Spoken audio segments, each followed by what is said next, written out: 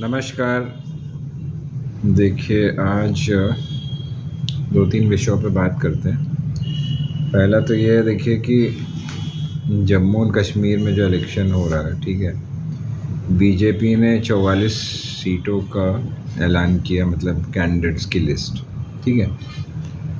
और फिर न जाने क्या हुआ जिसमें उनको एक यू टर्न लेना पड़ा। आजकल बीजेपी वैसे यू टर्न ज़्यादा कर रही है। उन्होंने तुरंत ही वापस ले ली पूरी की पूरी लिस्ट, ठीक है? तो इससे पता चलता है कि बीजेपी में कितना कन्फ्यूजन चल रहा है, ये भी बात प्रूव हो जाती है।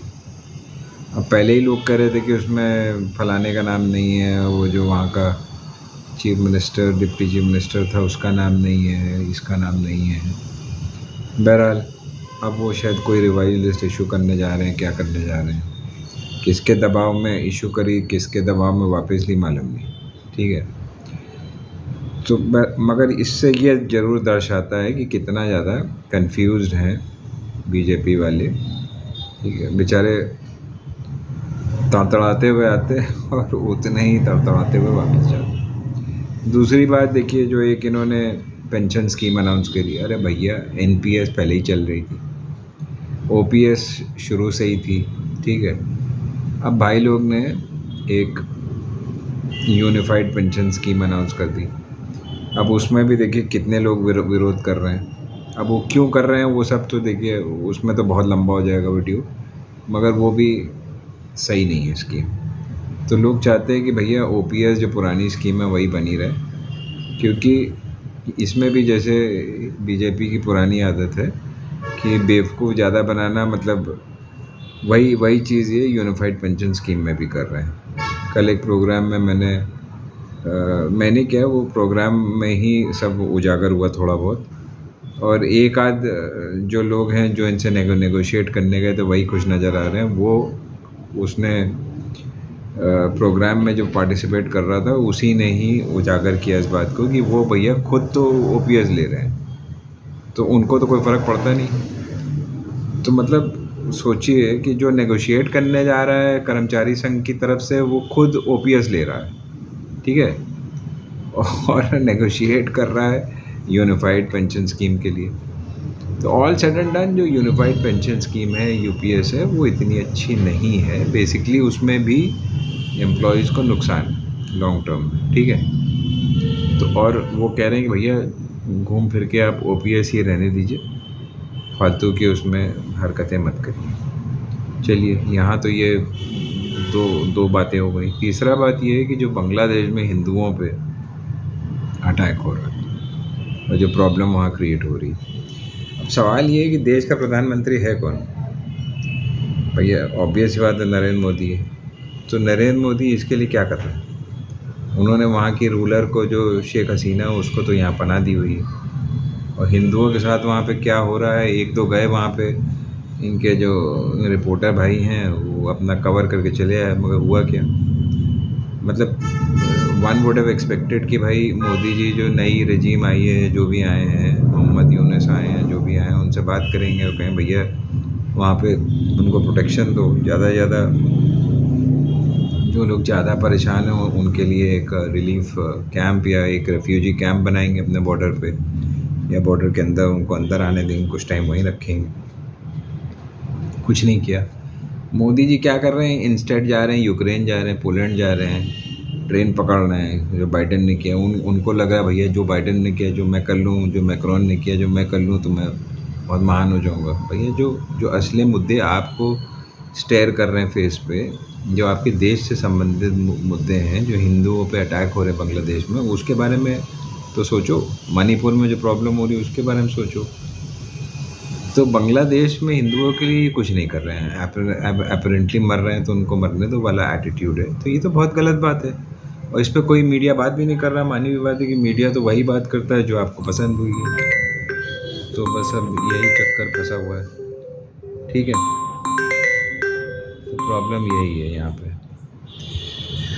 तो बहरहाल इस पे शंकराचार्य का भी बहुत अच्छा इंटरव्यू आया था, मैं देख रहा था, और चारों शंकराचार्य का इनफैक्ट किसके साथ इंटरव्यू आया, एक बड़बोले पत्रकार जो हैं, वो सब ने यही बात कही कि भैया जो है इस पे जो है मोदी जी ध्यान नहीं दे रहे हैं, और इस पे जो है शासन, जो हमारा इंडिया का शासन है, उसको चाहिए कि भैया उनकी मदद करे। और कौन कर पाएगा भाई? कम से कम उनके बारे में सोचना चाहिए उनको। रिफ्यूजी शंकराचार्य ने, जो जगत गुरु शंकराचार्य जी हैं, उन्होंने तो यहाँ तक कह दिया कि भाई अगर सरकार को पैसे देने में प्रॉब्लम हो रही है उनके रहने सहने के और वो सब, तो हम दे देते हैं। आप रिलीव मतलब रेफ्यूजी कैंप में तो रखिए उनको कुछ कुछ दिन।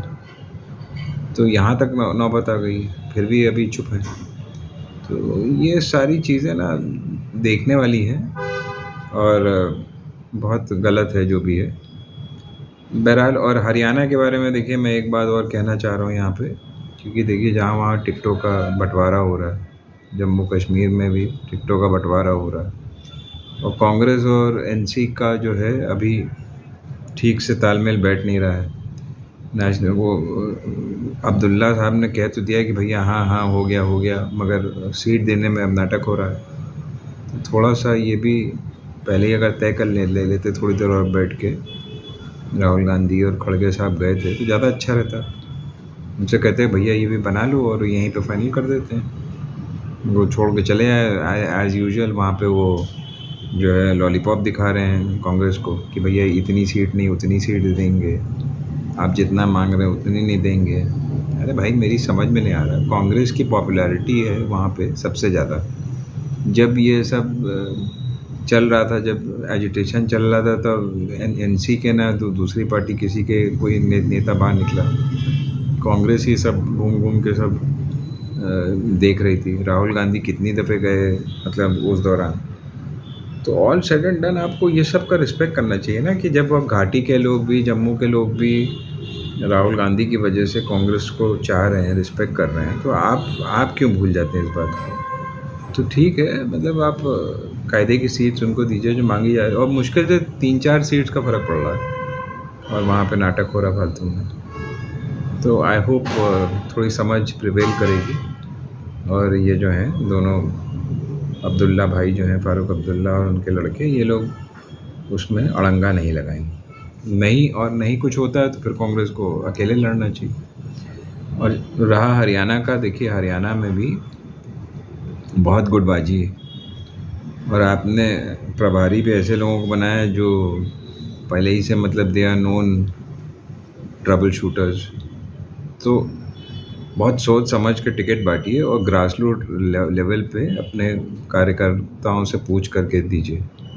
क्योंकि देखिए बहुत से लोग हैं जो ओवर एक्साइटेड हैं, मगर उन्हीं को दीजिए जो जिनका 100% जीतने का चांस है, और जो पॉपुलर सपोर्ट कमांड करते हैं। ये नहीं कि आपने अपने प्रवक्ता को दे दिया। सुना जा रहा है कि कोई इनका प्रवक्ता है जो बताइए जो ऑफिस से बाहर कभी निकलता नहीं है, वो भी वहाँ पे सीट का दावेदार है। मैं नाम नहीं लेना चाहता, सब लोग समझ चुके होंगे जो इनके ऑफिस में कोई बैठता है। तो ऐसे लोगों को मत दीजिए जिनका कोई चांस ही नहीं है। अगर आपको सीट वेस्ट करनी है, कायदे से तो आप सारी सीट में मजबूत हैं। और तीनों जो ग्रुप्स हैं उनके जो जैसे शैलजा का कैंडिडेट्स हैं उनको भी अकोमोडेट करिए। हुडा के तो हैं ही, मैक्सिमम होंगे जो भी होंगे, और साथ में जो वीरेंद्र सिंह हैं, वो दो कई लोग हैं, सुरजेवाला भी है। तो सबके जो है कैंडिडेट्स, क्योंकि देखिए आपको बेसिकली किसका कैंडिडेट ये बात नहीं है, कौन वहाँ पे मजबूत है, कौन जीत रहा है, उसको देखना है। और बीच में कोई अड़ंगा मतलब वही है, चीफ मिनिस्टर वगैरह तो बात की बात है, और मेरे ख्याल से हुडा ही सही रहेगा। हुडा साहब जो है वही बनेंगे, बाकी बीच में और किसी को कूदने मत दीजिए, ज़्यादा अच्छा रहेगा। और होपफुली राहुल गांधी को भी इसमें इंटरफियर करते रहना चाहिए, क्योंकि देखिए ऐसा अगर आप सब कुछ जैसे मैंने कहा कि ट्रबल शूटर्स के हाथ में छोड़ दोगे तो फिर वो आपको हरा देंगे, जैसे मध्य प्रदेश में हार गए। फ़ायदा क्या हुआ? अच्छा खासा जीता हुआ भी है। तो आप जो है बेवकूफ़ों से दूर रहिए और सोच समझ के फ़ैसले लीजिए। कैंडिडेट सही चुनिए। एक एक सीट में बड़ा फूक फूक के चुनना पड़ेगा आपको।